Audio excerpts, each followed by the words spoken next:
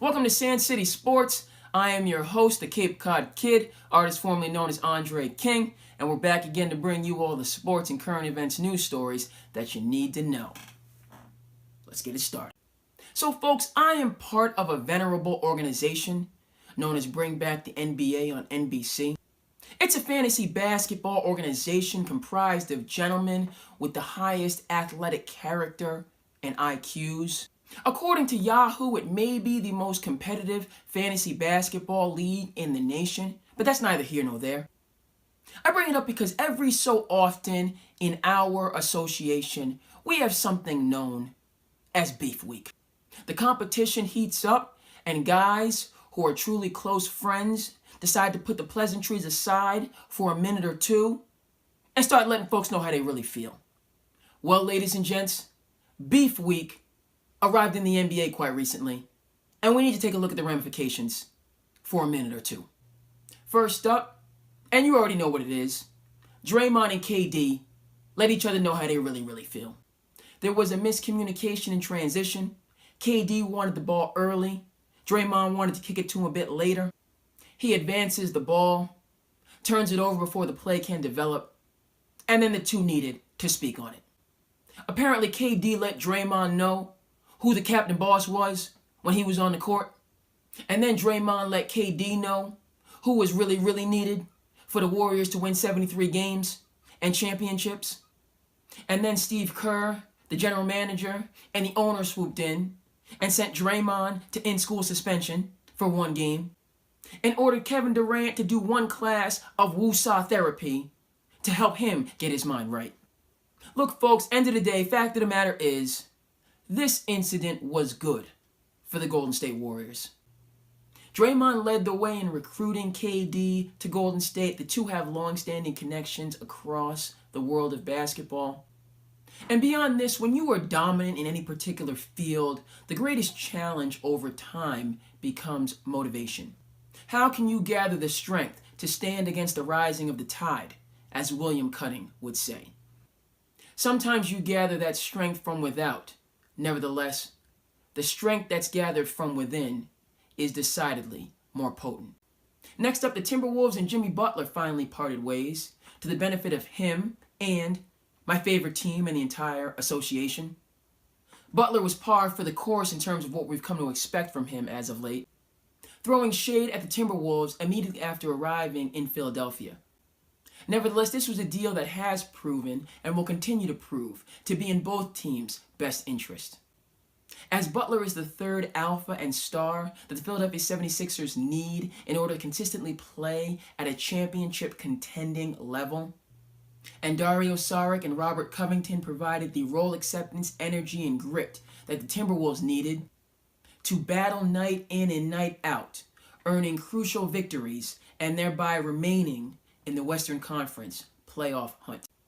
And to conclude Beef Week in the NBA, after less than a tenth of the season had transpired, the Houston Rockets and Carmelo Anthony decided to part ways.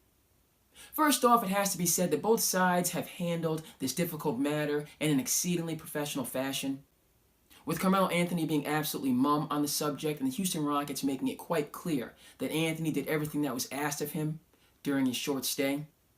Yet to me, this has very little to do with Carmelo Anthony and the Houston Rockets and everything to do with Carmelo Anthony and the NBA.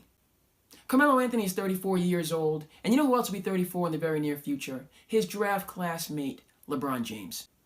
And yet the storyline for LeBron James is, how many more championships will he acquire in his career? While the storyline for Carmelo Anthony has become, how much longer will he play basketball in North America?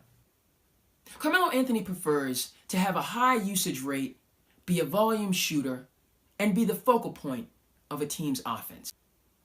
And in many regards, Carmelo Anthony is a throwback to a player and league that simply does not exist anymore. The modern NBA is about pace, space, and two-way players. Case in point, the NBA has evolved, and players with Carmelo Anthony's skill set are slated for extinction. Carmelo Anthony wants to be himself, and he wants to be, if not the man, at least a man of respect in the NBA. Problem is, there's not a contending or tanking team that I can see in the NBA who can accommodate him. Therefore, if Carmelo Anthony wants his basketball career to continue, he's going to have to do what another heralded Northeastern prospect did 10 years ago and take his considerable remaining talents to the Far East. Across the NBA now, folks, we have to be careful what we wish for.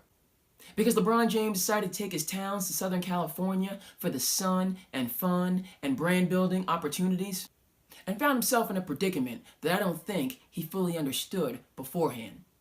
What I'm talking about, folks, is that 15 of the 16 teams in the Western Conference are solidly in the playoff hunt, with the Lakers tied for, but out of, the 8th seed, followed by 6 teams that are 2 games max behind them.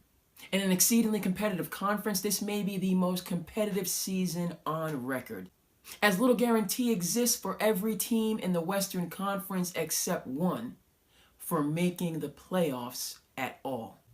In the East, first of all, I want to wish Karis LeVert a speedy recovery after a serious injury last week.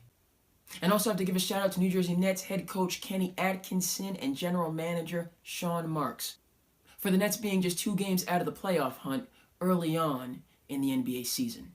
That said, going into the season, it looked like the East was the Celtics to lose, but after 1 month of NBA competition, that idea can be thrown out the window, never to return again. There is serious competition in the East, and in my mind, it begins with the Milwaukee Bucks, who are looking absolutely formidable under their new leadership. Add to that, you have the Toronto Raptors and now Philadelphia 76ers, who are much improved by the stars they've added. Not to mention the Indiana Pacers and Detroit Pistons, both who have rising young stars and are coached by 2 of the finest leaders in the association. Though I have to give a shout out to the Boston Celtics on a 123-116 overtime victory over the Toronto Raptors, in a game where Brad Stevens finally took the reins off of his starters and allowed them to run free. A habit he will need to continue if the Celtics are to compete for the Eastern Conference crown. Kicking it over to the NFL, another week and another swing in the pendulum for league dominance, as the Kansas City Chiefs and the LA Rams kick off on Monday night in a clash of league powers in Los Angeles. Quick shout out to both of these organizations for speaking up about player safety and having this venue moved. But beyond this, the Dallas Cowboys, Washington Redskins, and Philadelphia Eagles all find themselves in must-win games against battle-tested opponents for the divisional lead and a playoff berth that is well within reach for all parties. Furthermore, the Pittsburgh Steelers and the Houston Texans, who are atop their divisions, find themselves in must-win games to maintain this ranking. Once again, as a sports fan, you have to love it when there are 3 teams in half the divisions in the NFL who have a legitimate chance to take home the title. And finally, in the world of college football, it may be about half a year till St. Patrick's Day, but the Notre Dame Fighting Irish are going to the college football playoffs irregardless. Joining them will be the Alabama Crimson Tide and Clemson Tigers, which means that the Michigan Wolverines, Georgia Bulldogs, or Oklahoma Sooners will be rounding out the semifinals. Each team can write their own ticket, as the Wolverines battle the number 10 Ohio State Buckeyes, the Bulldogs battle the number 1 Alabama Crimson Tide, and the Sooners battle the number 9 West Virginia Mountaineers. Yet if you ask me, I think this is the year Jim Harbaugh finally defeats his arch nemesis to the south, and the Michigan Wolverines make a long overdue appearance to the college football Final Four.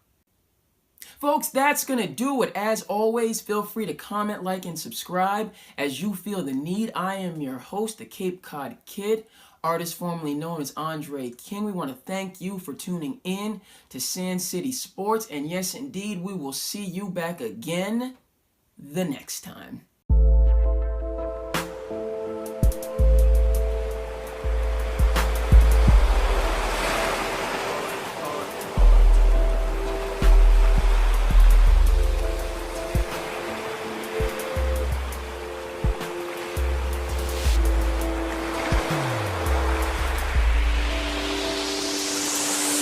Yes, peace of souls do sedate ourselves.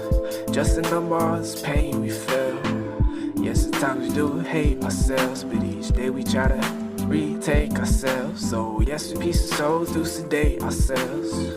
Just a number of this pain we feel. Yes, at times we do hate ourselves, but each day we try to embrace ourselves. Yeah.